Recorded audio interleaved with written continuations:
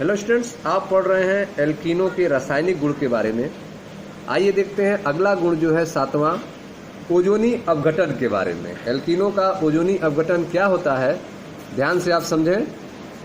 ओजोनी अपघटन में alkene ozone का संकलन करके ओजोनाइड बनाते हैं। ओजोनी अपघटन में एल्कीन जो हैं वे O3 का ओजोन का एडिशन करके ओजेनाइड बनाते हैं और जिंक H2O के द्वारा ओजेनाइड का विघटन हो जाता है, ओजेनाइड का विदलन हो जाता है, जिससे छोटे अणु का निर्माण होता है। तो ओजोनी अपघटन में एल्कीन ओजोन का संकलन करके ओजोनाइड बनाते हैं और जिंक H2O के द्वारा ओजेनाइड का विदलन छोटे अणुओं में हो जाता है।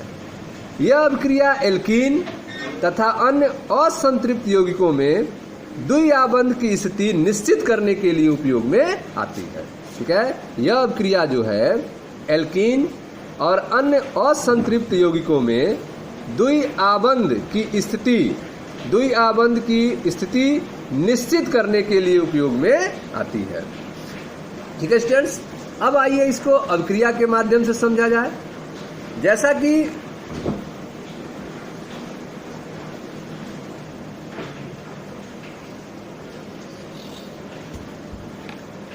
कि आप देख रहे हैं कि यहाँ पे प्रोपीन है, CH3CH डबल बंध CH2 प्रोपीन है। इस पर ओजोन का एडिशन कराया जा रहा है। तो सर्वप्रथम आपको इसका एडिशन हो जाएगा इस कार्बन के बीच में। तीनों ऑक्सीजन जुड़ जाएंगे।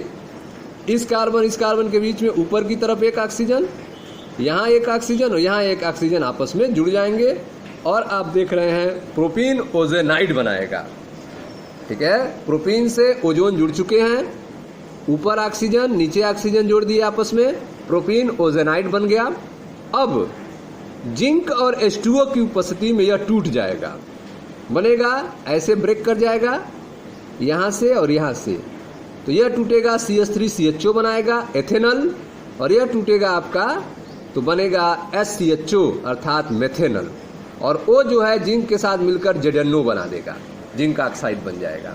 ठीक है, तो इस तरह से आपने देखा कि ओजोनी अपघटन में एल्कीन ओजोन का संकलन करके एडिशन करके ओजोनाइड बनाता है और जिंक H2O के द्वारा ओजेनाइड का विदलन छोटे अणुओं में हो जाता है।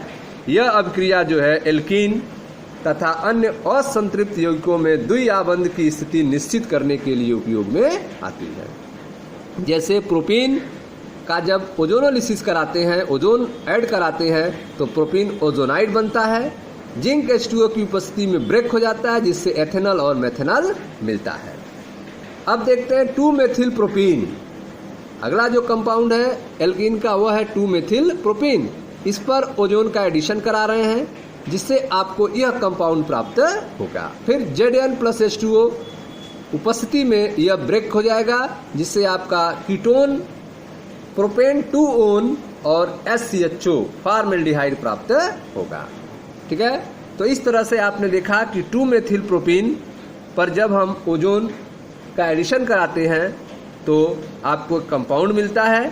ठीक है, 2-मेथिल प्रोपीन ओजोनाइड बनता है, जिंक H2O की उपस्थिति में टूट जाता है, जिससे प्रोपेन 2-ओन और SCHO फॉर्मेल्डिहाइड प्राप्त होता है।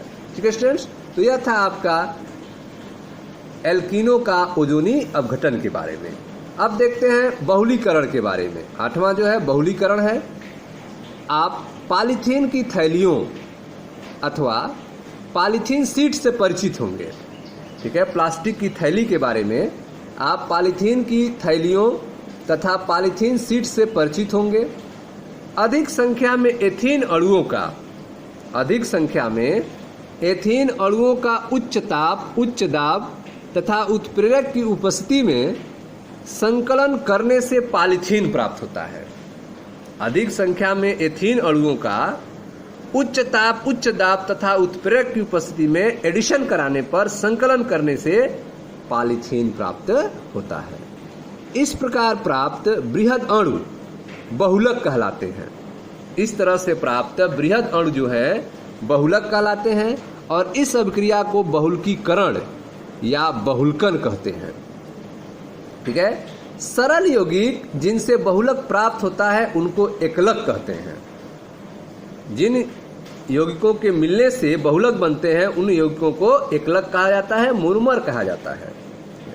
तो बहुलीकरण में आपने देखा कि पॉलीथीन की थैलियाँ तथा पॉलीथीन शीट ये सब बहुलक होते हैं।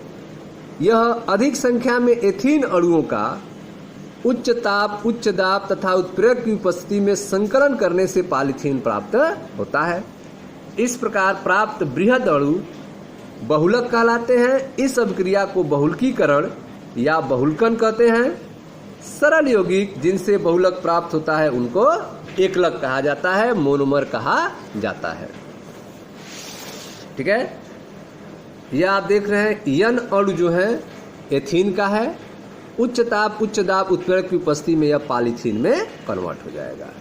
अन्य एल्कीन भी बहुलीकरण अभिक्रिया प्रदर्शित करते हैं, जैसे यह प्रोपीन है। उच्च ताप, उच्च दाब, उत्प्रेरक की उपस्थिति में यह पॉलीप्रोपीन में कन्वर्ट हो जाएगा। बहुलकों का क्या यूज है? बहुलकों का उपयोग जो है प्लास्टिक के थैले, निष्पीड़ित बोतल, रेफ्रिजरेटर डिश, खिलौने, पाइप, रेडियो तथा टीवी के कैबिनेट आदि के निर्माण में किया जाता है। पॉलीप्रोपीन, यह जो पॉलीप्रोपीन बना है, पॉलीप्रोपीन का उपयोग दूध के कैरेट, प्लास्टिक की बाल्टियां और अन्य संचलित वस्तुओं के उत्पादन में किया जाता है।